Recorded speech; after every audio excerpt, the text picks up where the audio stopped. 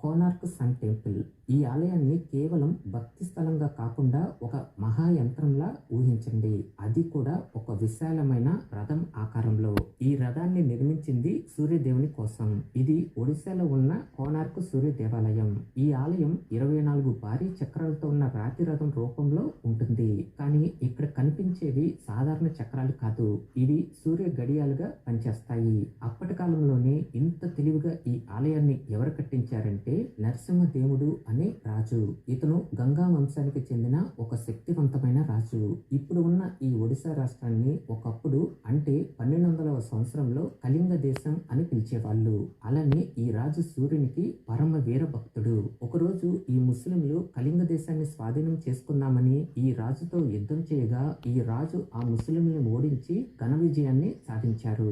ఈ విజయం ఈ సూర్య భగవాను వల్లే సాధించాను అనే కృతజ్ఞత భావంతో అతను ఈ కోనార్క్ సన్ టెంపుల్ ని కట్టించి సూర్య భగవానికి అంకితం చేశారు. ఈ ఆలయాన్ని తూర్పు దిశగా నిర్మించి ఉదయాన్నే వచ్చే సూర్యుని కాంతి నేరుగా గర్భగృహానికి తాకేలా అంత అద్భుతంగా ఈ ఆలయాన్ని నిర్మించారు. Load stone. ఇది ప్రకృతిలో సహజంగా కనిపించే అయస్కాంతపు ఖనిజాలు. ఈ అయస్కాంతపు రాళ్ల సహాయంతోనే ఈ గర్భగృహంలో సూర్య భగవాని విగ్రహం గాల్లో తేలుతూ ఉండేలా చాలా తెలివిగా నిర్మించారు. ఇంతటి అద్భుతమైన టెక్నాలజీతో ఈ ఆలయం అందరినీ చాలా ఆశ్చర్యపరిచింది. కాకపోతే ఇదంతా ఒకప్పటి పూర్వ వైభవం. కానీ అప్పటి పూర్వ వైభవం ఇప్పుడు లేదు. ఇంకా ఈ దేవాలయంలో గాల్లో తేలే సూర్య భగవానుడి విగ్రహం కూడా లేదు.